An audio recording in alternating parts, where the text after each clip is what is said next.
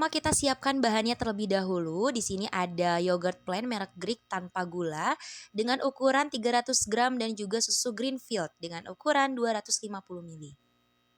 Siapkan pula alat yang digunakan, terdapat tas, kain yang akan digunakan untuk masa penyimpanan, gelas plastik, lalu sendok untuk mengaduk dan juga panci listrik untuk menghangatkan susu. Selanjutnya kita keluarkan yogurt plain dari kulkas dan diamkan selama 1 jam di suhu ruangan. Langkah terakhir yang terpenting sebelum memulai percobaan adalah dengan mensterilisasi semua alat-alatnya, terutama tangan kita ya, karena akan dijadikan sebagai pengukuran suhu, pengganti dari termometer. Ya, kita langsung mulai kepada pembuatannya. Jadi kita tuangkan terlebih dahulu nih semua susunya dengan ukuran 250 ml tadi ke dalam panci secara perlahan ya, supaya tidak tumpah-tumpah begitu ya. Secara perlahan ke dalam panci. Jangan lupa panci listriknya dinyalakan. Setelah dituang susunya kita aduk secara perlahan supaya tidak ada yang menggumpal sampai hangat. Ya begini ya, bentukan ketika sudah, cukup hangat, ada sedikit asap dan juga gelembung-gelembung di pinggir-pinggiran panci. Ketika sudah dihangatkan, kita diamkan sejenak untuk mendapatkan suhu yang tepat sehangat, kuku, begitu ya.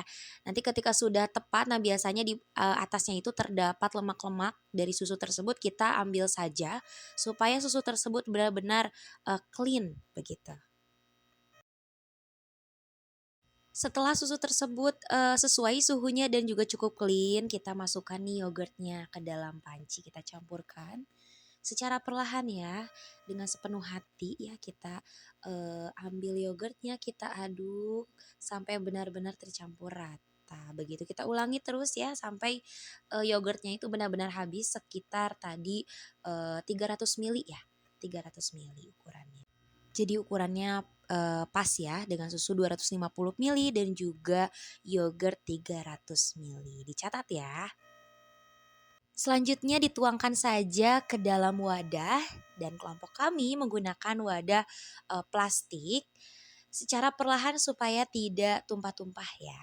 Di sini total kami, menggunakan 3 wadah yang tercukupi. Langsung saja kita tutup dengan rapat dan dipastikan tidak ada celah supaya bakteri atau, mikroorganisme yang di luar itu tidak ikut masuk begitu. Jadi fermentasinya juga bisa secara maksimal. Selanjutnya kita masuk pada proses persiapan penyimpanan di mana bakteri bisa tumbuh sekitar 42 sampai 45 derajat Celcius dan sebetulnya ada alat khusus namanya inkubator. Namun kami tidak memiliki dan tidak menjadi masalah karena bisa diakali seperti pada kelompok kami menggunakan tas yang cukup tebal dan juga dilapisi dengan kain.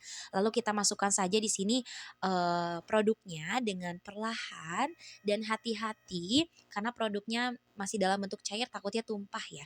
Jadi satu persatu dimasukkan dengan tataan yang hati-hati dan juga rapi. Satu persatu juga dipastikan tutupnya bisa ditutup dengan rapat, tidak ada celah begitu dan di atasnya kita lapisi kembali dengan kain tambahan. Dirapikan semuanya ditutup secara rapat, tidak ada celah sama sekali. Selanjutnya kita tutup saja nanti tasnya dengan rapat, disimpan di tempat yang aman dan kita bisa tunggu sekitar 1 hari.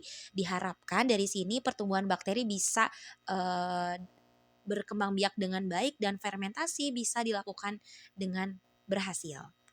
Yap, ini adalah hasil setelah kita diamkan selama sehari. Wow, terlihat dari luar saja sudah nampak seperti berhasil ya. Ini kita buka tutupnya lebih jelas lagi dan benar-benar teksturnya itu kental seperti pada umumnya yogurt dan sesuai dengan apa yang kita harapkan. Wow. Setelah didiamkan selama sehari dalam suhu yang hangat, yogurt tersebut bisa disimpan ke dalam kulkas untuk menstabilkan dan menghentikan fermentasi juga untuk memperpanjang daya simpan.